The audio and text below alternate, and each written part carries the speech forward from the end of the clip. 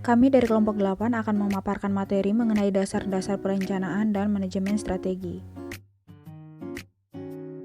Perencanaan adalah suatu proses menentukan apa yang ingin dicapai di masa yang akan datang, serta menetapkan tahapan-tahapan yang dibutuhkan untuk mencapainya. Perencanaan adalah suatu aktivitas yang dibatasi oleh lingkup waktu tertentu, sehingga lebih jauh diartikan sebagai kegiatan terkoordinasi untuk mencapai suatu tujuan tertentu dalam waktu tertentu. Tipe perencanaan dibagi menjadi dua, yaitu tipe perencanaan formal dan tipe perencanaan informal. Tipe perencanaan formal memiliki ciri, yaitu tertulis, spesifik, untuk jangka waktu tertentu, melibatkan program tindakan tertentu untuk mencapai sasaran bersama.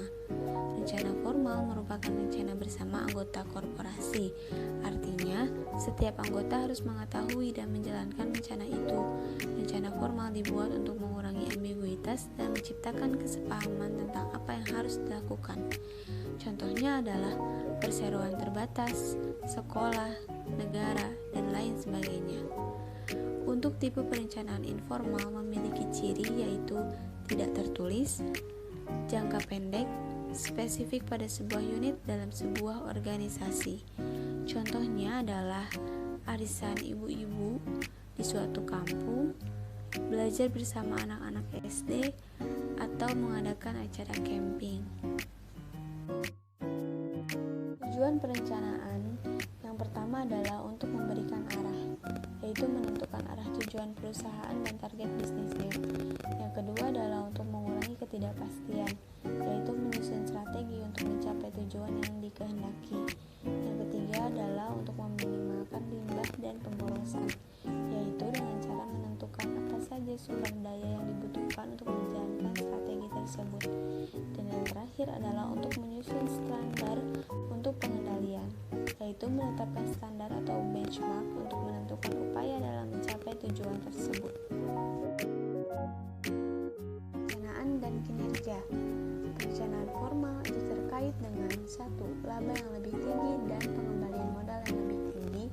Yang kedua, hasil-hasil keuangan yang positif. Kemudian, kualitas perencanaan dan implementasi mempunyai dampak yang lebih tinggi pada kinerja organisasi. Lalu, lingkungan eksternal itu dapat mengurangi dampak perencanaan terhadap kinerja.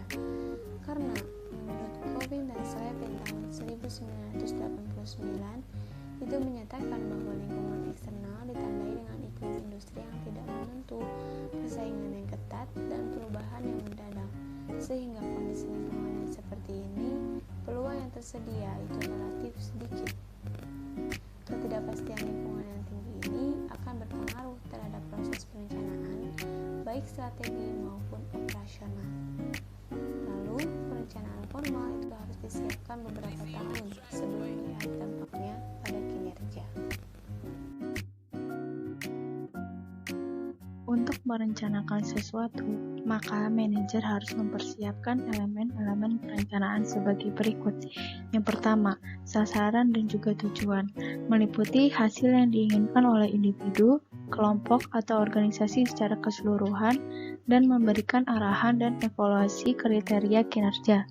Yang kedua, ada rencana, meliputi dokumen yang merangkum cara mencapai sasaran dan menggambarkan alokasi sumber daya dan penyusunan jadwal serta tindakan lain yang diperlukan untuk mencapai sasaran. Tipe-tipe sasaran dibagi menjadi dua, yaitu sasaran keuangan dan sasaran strategis. Sasaran keuangan berkaitan dengan kinerja keuangan internal yang diharapkan organisasi, meliputi pertumbuhan pendapatan yang lebih cepat, pertumbuhan perolehan laba yang lebih cepat, dividen yang lebih tinggi. Dividen adalah suatu bentuk pembagian keuntungan atau laba kepada para pemegang saham dalam satu periode tertentu berdasarkan banyaknya saham yang dimiliki. Artinya, besar dividen tergantung pada besarnya saham masing-masing pemilik. Selanjutnya, ada margin laba yang lebih besar. Margin laba atau profit margin adalah rasio profitabilitas yang dihitung dengan membandingkan antara laba setelah bunga dan pajak dengan penjualan. Margin laba menunjukkan keuntungan yang diperoleh dari penjualan. Keuntungan ini biasa dinyatakan dalam hubungannya dengan laba bersih dan laba kotor. Keuntungan itu sendiri dapat ditingkatkan dengan memperoleh pendapatan tambahan atau dengan cara mengurangi biaya. Selanjutnya ada pengembalian yang lebih tinggi dari modal investasi. Lalu ada cash flow yang lebih besar dan lancar. Cash flow atau arus kas dalam bahasa Indonesia merupakan laporan keuangan yang berisi informasi seputar keuangan perusahaan seperti kegiatan operasional, transaksi, pembiayaan, pendanaan, dan hal lainnya. Selanjutnya ada harga saham yang meningkat. Lalu ada pengakuan sebagai perusahaan blue chip. Blue chip sendiri adalah saham dari perusahaan yang memiliki reputasi nasional dari sisi kualitas, kemampuan, dan kehandalan untuk beroperasi yang menguntungkan dalam berbagai situasi ekonomi, baik dengan keadaan baik maupun buruk. Lalu yang terakhir ada laba yang stabil pada masa resesi atau kemerosotan, yaitu kondisi ketika produk domestik bruto atau biasa disebut GDP menurun, atau ketika pertumbuhan ekonomi real bernilai negatif selama 2 kuartal atau lebih dalam 1 tahun. Selanjutnya ada sasaran strategis. Sasaran strategis berkaitan dengan kinerja dari perusahaan relatif terhadap faktor lingkungan eksternal, misalnya pesaing. Meliputi pangsa pasar yang lebih besar. Pangsa pasar adalah bagian pasar yang dikuasai oleh sebuah perusahaan. Ini dapat dihitung berdasarkan angka penjualan, produksi, atau pendapatan, dan biasanya dinyatakan dalam persen. Lalu ada mutu produk yang lebih tinggi, biaya yang relatif rendah terhadap pesaing kunci, reputasi yang lebih kuat di mata pelanggan, pengakuan sebagai pemimpin dalam teknologi atau inovasi produk, peningkatan kemampuan untuk bersaing di pasar internasional, dan yang terakhir ada peluang pertumbuhan ekspansi. Adapun tipe-tipe rencana dibagi menjadi 4, yaitu yang pertama adalah breadth, yang artinya dari segi keluasan dibagi lagi menjadi 2, yaitu strategic dan operasional. Lalu yang kedua adalah time frame atau dari segi waktu, yang dibagi menjadi 2 juga, yaitu rencana jangka panjang dan rencana jangka pendek.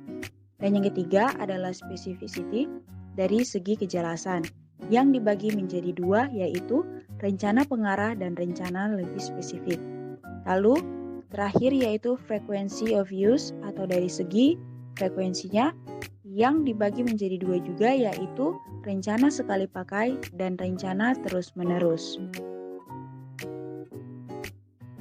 Adapun penjabaran mengenai tipe-tipe rencana, yang pertama breadth, yang dibagi menjadi 2 bagian, yaitu yang pertama rencana strategik, berlaku untuk seluruh organisasi dan merupakan sasaran organisasi secara keseluruhan. Yang kedua rencana operasional, yang menempatkan posisi organisasi terhadap lingkungannya, meliputi jangka waktu yang lama, rencana yang merinci cara mencapai sasaran, dan meliputi jangka waktu yang pendek. Berikutnya, ada time frame yang berisi 2 bagian juga, yaitu rencana jangka panjang, di mana rencana dengan jangka waktu lebih dari 3 tahun atau sampai 5 tahun. Yang kedua, rencana jangka pendek, di mana rencana dengan jangka waktu 1 tahun atau kurang dari 1 tahun. Yang ketiga, terdapat specificity dan memiliki 2 bagian juga. Yang pertama, rencana spesifik. Rencana dengan sasaran yang didefinisikan jelas dan tidak memberi ruang untuk penafsiran lain. Atau kata lainnya bisa disebut sebagai kekhususan. Nah, yang kedua, rencana pengarah. Rencana fleksibel sebagai pedoman, memberi fokus, tetapi leluasa dalam implementasi. Berikutnya, terdapat penggunaan, yang dibagi juga menjadi 2, yaitu rencana sekali pakai dan rencana terus-menerus. Untuk rencana sekali pakai, terdapat rencana sekali pakai yang dirancang khusus untuk memenuhi kebutuhan unik atau situasi yang khusus. Dan yang kedua, rencana terus-menerus merupakan rencana yang berkesinambungan yang menjadi pedoman untuk kegiatan yang berulang-ulang. Penetapan sasaran dan pembuatan rencana. Yang pertama ada traditional goal setting, yaitu sasaran yang ditetapkan di tingkatan puncak. Sasaran kemudian dipecah-pecah ke sejumlah subsasaran bagi setiap tingkatan dalam organisasi. Sasaran itu akan kehilangan kejelasan dan fokus pada saat manajer level bawah menginterpretasikan dan mendefinisikan sasaran untuk bidang tanggung jawabnya. Lalu, traditional goal setting memiliki asumsi bahwa manajemen puncak mengetahui yang terbaik karena mereka dapat melihat gambar besarnya. Sasaran dimaksudkan untuk mengarahkan, memberikan pedoman, menjadi pengendali dari atas. Yang kedua ada maintaining the hierarchy of goals, yaitu mempertahankan rantai sarana hasil atau means and chain. Jaringan sasaran terpadu yang dihasilkan dari hierarki yang didefinisikan secara jelas dari sasaran organisasi. Pencapaian sasaran pada tingkat yang rendah menjadi sarana untuk mencapai sasaran atau hasil pada tingkatan selanjutnya. Kemudian ada Management by Objectives atau MBO, yaitu sasaran kinerja yang rinci yang ditentukan bersama-sama oleh karyawan dan manajer. Kemajuan ke arah pencapaian sasaran dikaji secara berkala, lalu imbalan dibagikan berdasarkan kemajuan dibandingkan dengan sasaran. Elemen kunci dari MBO yaitu sasaran yang spesifik, pengambilan keputusan yang partisipasi, kinerja yang eksplisit atau periode evaluasi, dan umpan balik.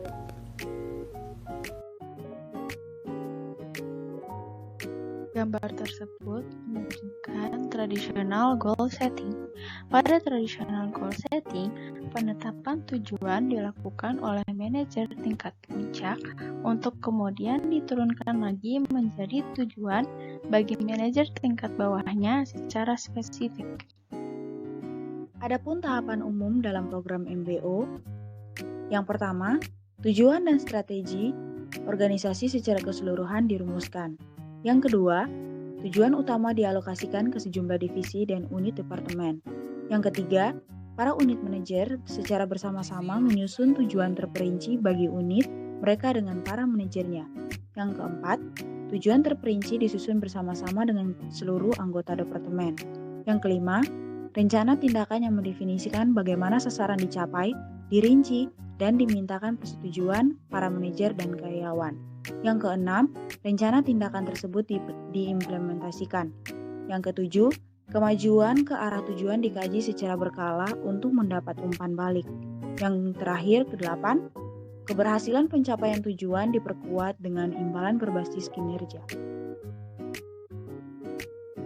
Terdapat hal yang mempengaruhi keberhasilan MBO. Yang pertama, alasan untuk kesuksesan MBO yang berisi komitmen dan keterlibatan manajemen puncak.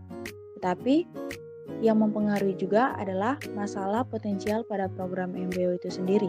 Yang pertama, tidak seefektif pada lingkungannya dinamis yang secara konstan membutuhkan sasaran yang disusun kembali. Yang kedua, penekanan yang lebih pada pencapaian individu dapat menciptakan masalah dengan kerjasama. Yang ketiga, mengikuti program MBO berarti menjadi pekerjaan tahunan. Karakteristik sasaran yang dirancang dengan baik. Pertama, ditulis berdasarkan hasil bukan tindakan, yaitu fokus pada hasil bukan sarana. Yang kedua, dapat diukur dan dihitung, yaitu didefinisikan secara spesifik bagaimana hasil diukur dan berapa banyak yang diharapkan. Yang ketiga, ada jelas kerangka waktunya, berapa lama sebelum pencapaian diukur. Yang keempat, ada menantang sekaligus dapat dicapai, yaitu sasaran yang rendah tidak memotivasi dan sasaran yang tinggi memotivasi jika dapat dicapai. Yang kelima, ada tertulis, yaitu fokus, terdefinisi, dan membuat sasaran terlihat. Dan yang terakhir, ada dikomunikasikan kepada semua, yaitu melibatkan setiap orang yang berkepentingan sama. Dalam menyusun sasaran terdapat beberapa tahapan. Yang pertama, mengkaji pernyataan misi organisasi. Yang kedua, mengevaluasi sumber daya yang tersedia. Yang ketiga, tentukan sasaran secara individu. atau dengan menerima masukan dari orang lain.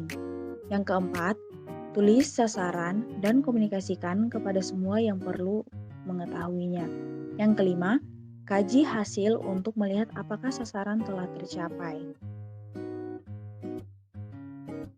Ada beberapa faktor yang mempengaruhi dalam perencanaan. Yang pertama, ada tingkatan manajer dalam organisasi, meliputi rencana strategis pada tingkat yang lebih tinggi dan rencana operasional pada tingkat yang lebih rendah. Yang kedua, ada tingkat ketidakpastian lingkungan, meliputi lingkungan yang stabil, yaitu rencana spesifik, dan lingkungan yang dinamis, yaitu rencana spesifik tapi fleksibel. Yang ketiga, ada komitmen, yaitu rencana harus cukup jauh jangka waktunya, tidak terlalu panjang atau terlalu pendek, supaya dapat mencapai komitmen yang dibuat ketika rencana tersebut disusun. Pada hierarki perencanaan, ada dua macam rencana organisasi. Yang pertama ada rencana strategis atau strategic plan. Adalah rencana yang didesain oleh manajer puncak untuk menentukan sasaran kinerja secara luas dalam organisasi. Yang kedua ada rencana operasional atau operational plan. Adalah rencana yang berisi rincian atau untuk menerjemahkan rencana strategis ke dalam pekerjaan sehari-hari. Ada dua pendekatan terhadap perencanaan. Yang pertama, penyusunan rencana formal departemen yang berisi kelompok spesialis perencanaan yang membantu manajer menulis rencana organisasi, dan perencanaan adalah fungsi dari manajemen. Seharusnya tidak semata-mata menjadi tanggung jawab perencanaan saja.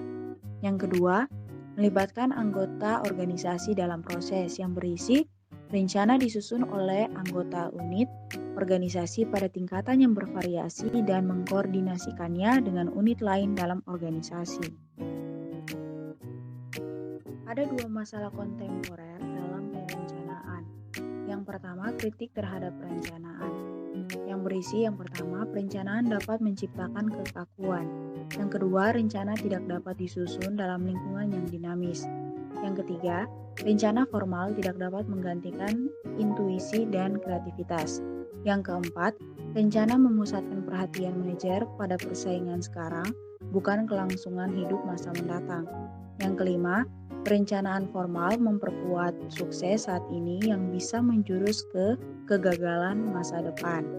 Nah, selanjutnya ada perencanaan efektif dalam lingkungan yang dinamis, yang berisi yang pertama, susun rencana yang spesifik tetapi fleksibel.